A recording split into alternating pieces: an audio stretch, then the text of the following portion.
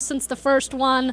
We hope we've added a little more knowledge on DeKalb County and all that's happening over there to your day. Maybe you're a DeKalb County resident who likes to tune in with us every Tuesday for your little local news. I'm Maria Moreau, joined by Decaturish founder Dan Wisenhunt. Dan, how you doing today? I'm doing great. Maria, how are you? I'm fantastic. Excited for another day of getting into some of these topics, and I want to jump into this first one because this is something that Decaturish actually dug into, and you guys have a major update on.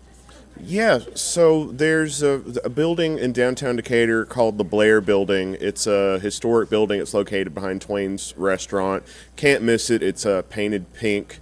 And there are a few different therapy doctors' clinics that operate out of that building, one of which is called QMed/QueerMed, which is a gender-affirming care clinic. We heard about the fire from an anonymous source on October 30th or October 31st. And we went down to the building. We saw that there had been a fire. We didn't really know what it had targeted or much about it. And from the get-go, it's been really hard to get information out of the city of Decatur, and still is, frankly, about what's going on with that fire. So we published a story, Decatur fire, and the city confirmed it the next day. We were able to pull a records request that showed that the police were investigating it as a potential case of arson, and that the target was the gender clinic. Fast forward to this month, I haven't dropped this story. I continue to ask questions about it. I've asked for the police body camera footage and unredacted police reports. Those requests have been denied, but I keep asking, every couple of weeks just to see what's going on with the story. Last week, the city of Decatur, for the first time, confirmed that they do believe that the fire was intentionally set. They haven't identified any suspects in that case, so we don't really know how far along they are in that investigation, but this is the first time that they have acknowledged that they believe it's a deliberate act. We learned today that the Washington Post, thanks to their story, that Ken Paxton, who's the Attorney General in Texas has kind of declared, I don't know what the right word for it is, war on the transgender community and transgender affirming care. And instead of just prohibiting it in Texas, they're also going after clinics in other states to see if they're treating Texans who are doing telehealth or that sort of thing. So they sent a request to a hospital in Seattle, Seattle Children's, and apparently they sent a request to QueerMed asking for certain records that might pertain to transgender care being offered to minors. The thing is that law in Texas, I believe, went into effect in September, the one that bans gender-affirming care, but the records request predates that law. Now, I want to be clear for the viewers that request from the Texas AG came after the fire that occurred, and it was in November, and then the doctor over there, Lizzie Lowell, didn't get the actual letter until December because her business had burned down. So that's really where everything stands. We still don't know a whole lot about where that case stands, whether they have identified any suspects. I do know that the case is definitely solvable. There are a number of cameras in the area. We don't know if there have been any suspects identified, if it's more than one person. But we continue to put pressure on the city to release as much information as we can, because we feel that this story is important and affects a lot of people, not just in our community, but in other communities who depend on this service. And I believe the last time we talked about this story, I said words and the things that you say matter. And when you hold a position of power, it matters even more. And I think what we've seen at the Blair, assuming that this is a hate crime, which all indications show that it probably is, it just goes to hit that point home. If you're in a position of power and you say things, if you target marginalized people, that has a trickle-down effect and could result in people getting hurt, which unfortunately appears to be what's happened in this case. And I just want to clarify, the Blair building, this is a medical office. Among the services they offer is gender-affirming care, but this is a fully functional building. It's not abandoned or somewhere out of the way. It's fully functional, and you mentioned to me earlier that there are cameras around. There are cameras around. The building itself was undergoing a pretty extensive renovation at the time that all this happened. Of course, that set the clock back on that whole project as well. But it's a thriving area of downtown Decatur. Plenty of people in the area. There's plenty of cameras. The case is solvable. That's my understanding of it. Typically with arson cases, they can be sensitive in determining where the investigation leads. Any guesses from yourself, from following this so closely, why it's been such a slow process? That's a great question. I really wish I had a better answer to it. I think it's important to remember that Decatur Fire is a smaller fire department relative to DeKalb County. When you're dealing with an arson investigator, they're going to have to depend on the expertise of others. And then, of course, you've got federal and state involvement in this case as well. And the more people you have involved in a case like this, it can slow that down. I am still, though, all that considered, I am a little surprised that we haven't gotten more information. We haven't gotten, potential photos of the potential suspects. We haven't really gotten anything, and probably wouldn't have gotten anything had we not continued to press for it. And that part of it's a little strange to me. I would think in a city like Decatur that would be a case they would be very eager to publicize and solve, but that's not what happened. That's not what's happened. A good reminder for those of you that might have any information or might have seen something, investigators could always use your help if you could come forward. DeKalb County, again, this is a building in a populated area, community building that offers medical services, so a lot of people impacted by this. Definitely not something that you hear about every day. And we're not going to let this story go, so for anybody in the city of Decatur, I believe I've got an email scheduled to go out at 1. We're not letting this go. We won't until we get more answers, so. Dan, I wanted to pick your brain on this story that I personally found fascinating. Take a look at this. These artifacts from Emory recently returned to none other than Greece following an investigation into stolen or dubious, they're calling it, artifacts. What's your take on all this? Well, it's a problem that affects more than just the Carlos Museum at Emory. There are a number of museums around the country that have pieces with questionable origins, and there's a whole business, if you will, related to acquiring antiquities in less than above board sorts of ways. I have a few. First of all, I want to say the story was written by Grace Donnelly, who's a new contributor for us. She does great work. She's going to be a fantastic contributor to what we do. So Emory returned 3 items from the Michael C. Carlos collection to Greece after confirming that they were illegally acquired. And that comes about 15 years. These are not new questions. 15 years of questions about the artifacts and their provenance, primarily about the Greek and Roman collection. Most of these artifacts were purchased in 2002 and 2003. Emory has a collection of about 1,000 pieces from Greek and Rome, and according to a story by the Chronicle of Higher Education, 218 of those artifacts were tied to people who had either been indicted or convicted of illegally trafficking antiquities. So there probably will be more artifacts in the coming years that'll be turned back over. But it's important to note that Emory Carlos Museum has new leadership. That new leadership is committed to getting rid of some of these items in its collection, returning it to their country of origin, establishing agreements where they can display those pieces in the museum. So Emory is under new management. The Emory Carlos Museum is under new management, and they're trying to clean some of this up. In fact, we were invited members of the press were invited to this announcement where they were going to return some of these artifacts. The artifacts include a bathtub and a couple of statues as well.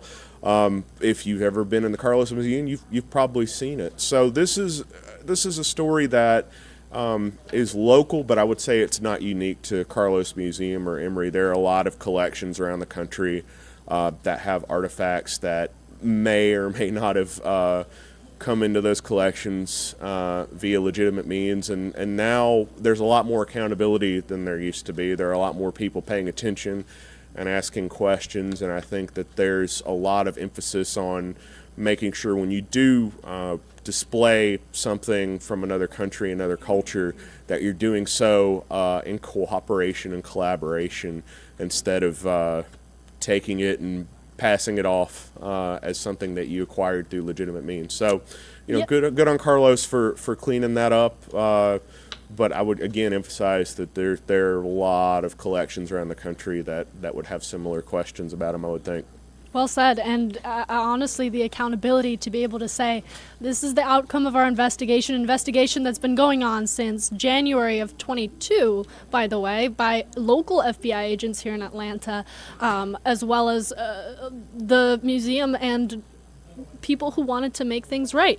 And then just to talk about this artifact a little bit for a moment, this dates back all the way to the Iron Age in 7th century BC. So we talk about the historical significance of these artifacts and their importance, and then being able to say we want to return it to its rightful owner. That's something that we can all get behind at the end of the day. So, I'm always thinking about the Roman Empire anyway, so now at least I have an excuse to do that. It's like tied to my job, but I would be thinking about the Roman Empire in any case because that's just what we do. And this is how Dan Wisenhunt ends up on That's the right. internet. Well, Yes. you remember that whole meme where do. where the lady asked her husband if he ever thought, he was like, oh, once a week. And Katrina asked me, my wife asked me that same thing, and I said, oh, at least once a week. And she was just shocked. But I'm a history nerd. What can I say? So this story is interesting to me on a number of levels.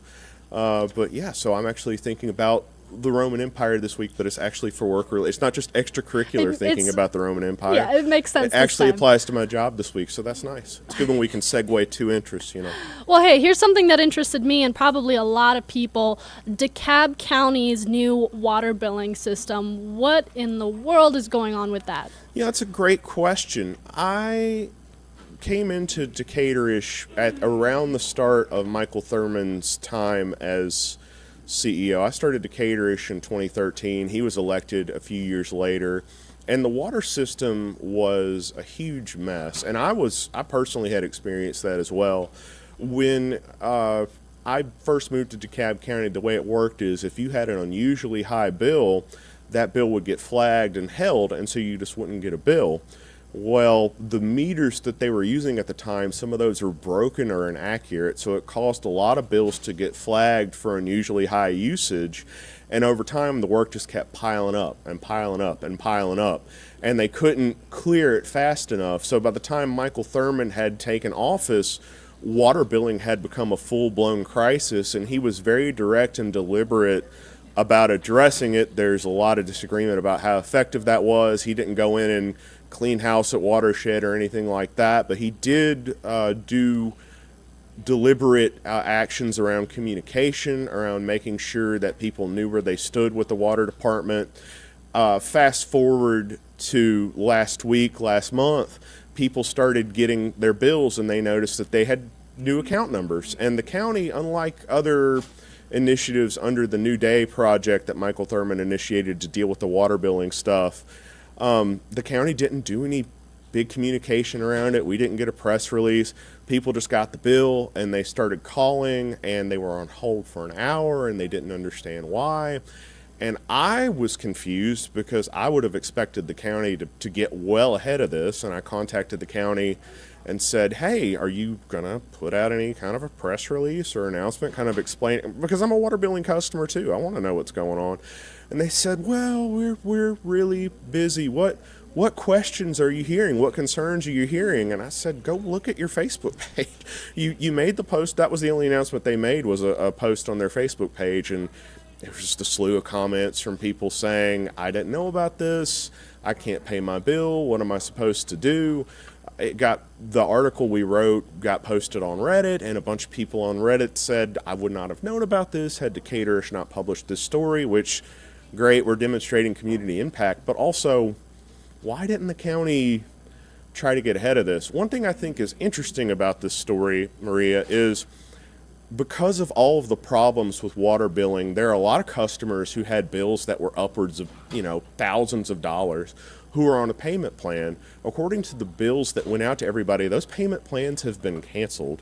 And so I don't know if that means that they're going to have to establish a new payment plan. Or that part of it really hasn't been explained to me. The county did say that anybody who had problems paying their bill as a result of the confusion will have their late penalties waived. So I guess that's nice. But it's still a lot of questions about how this came about. But just to kind of give you one example of how weird water billing is in DeKalb County, a friend of mine owned a house in DeKalb County and owned it for 5 years, didn't get a water bill for 5 years. Called Watershed, they would not come out and connect it. They would not mail him a bill. So when he sold the house, he had to have a rider on his contract that said, if they come after me for all of this bills that are due, you have to take care of that. I don't have to take care of that. And that is typical of the problems that we've seen with water billing, just inaccurate record keeping, bad communication. And it was a surprise to me, having watched this unfold under Michael Thurman's tenure over the last few years. It was a surprise to see how little communication and public awareness they had done around the new water bill, but they did just yesterday put out a full press release. They called it a new modern water billing system, but the problems sound pretty old and typical to me. We'll see how it goes, though. For the DeKalb County residents that are possibly hearing about this for the first time, given the press release just came out and not a whole lot of information was available beforehand, what do they need to take away from all of this now? Pay attention to your bill. Make sure your bill gets paid. If me personally, I would give it a month or two to sort it out. I'm not saying don't pay your bill, but if you go to pay your bill and you can't, keep records, keep receipts, keep notes on it. So when it does come time for you to pay, at least you've got a paper trail saying, hey, I did this. I called this person. I got this number. Whenever you talk to somebody at customer service at water billing, ask him to give you a name, ask him to give you a support ticket number if you've got it. I hate that you have to do so much homework on something as simple as a water bill, but hey, this is DeKalb County. That's what we do. We make simple processes unnecessarily complicated. And so we're true to form on this. This should be easy, but we're adding all kinds of fun bells and whistles to it to make it more complicated, which, hey, that's job security for me, so I shouldn't complain. I've got plenty of things to write about, but that is what I would tell the average water consumer, is just keep receipts, keep records, so if there's a dispute, you're not having to argue your side of it without any evidence. Yep, certainly, and I feel like that could be said for many things. Of course, Decaturish.com is a fantastic resource if you need to get caught up on some of this information, as it's going to impact pretty much everybody in DeKalb County who's a water customer. Sure. Everybody uses water. That's what I hear. I hear It's quite popular. It is a water. Popular resource, Yeah. Yes, absolutely. Hey, this next part of our episode is called Talk of the Town. One of my favorite things to do is pick your brain on the stuff that people are talking about most, and this is a topic that has been in the social media, online, everywhere we can find it, relating to DeKalb County, and you've dubbed it Cheese Sandwich Gate. Cheese Sandwich Gate, that's my name for it. So Zoe Seiler broke the story, and I want to note that Zoe Seiler has been promoted to assistant editor of Decaturish. We're all very happy and proud of her. She's going to continue to grow in that role and help me make this company organized, which God knows I need the help.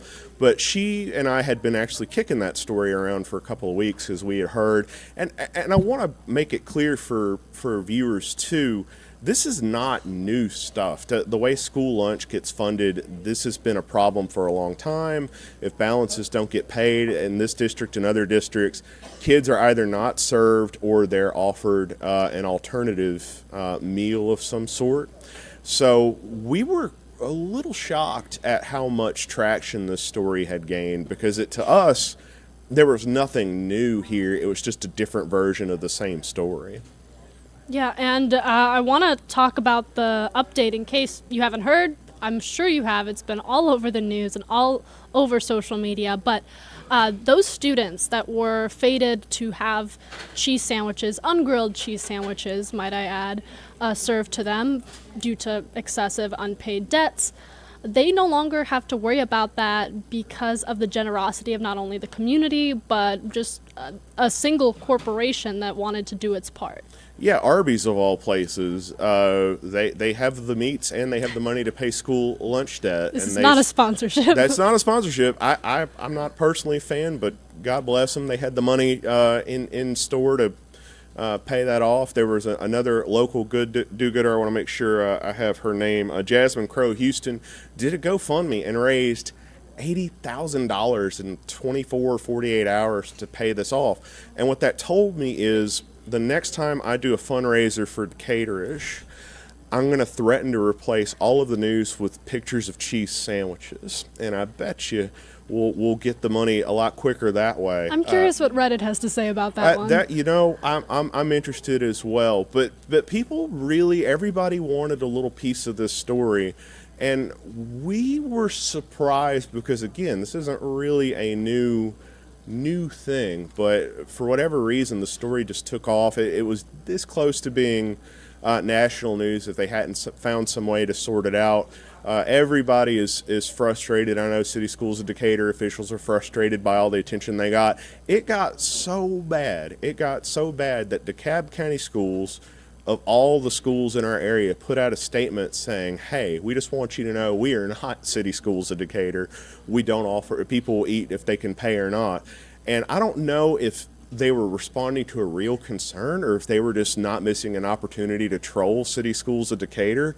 Whatever the case was, normally I think DeKalb County finds itself on the receiving end of stories like these. So DeKalb County I'd heard that there were some radio hosts that were confusing the two. I didn't really see any evidence of that, but for whatever reason, DeKalb County Schools felt compelled to put out their own statement that said, hey, we are not a part of City Schools of Decatur. And that is just, wow, it's bizarre. But there you go. It's a story that just sort of took on a life of its own, and we were just along for the ride at some point. And the good news in all of this, a lot of families feeling financial relief, a lot of kids not having to worry about either dealing with shame or enduring an ungrilled cheese sandwich for lunch. Well, I believe on the last show I predicted that nary a grilled cheese sandwich or nary a cheese sandwich would be served in City Schools of Decatur, and I was correct. I'm not going to take credit for it, but I was correct. There will be no cheese sandwiches served anywhere in City Schools of Decatur. There might be a cheese sandwich served at my house. I don't know. We do, as a reporter,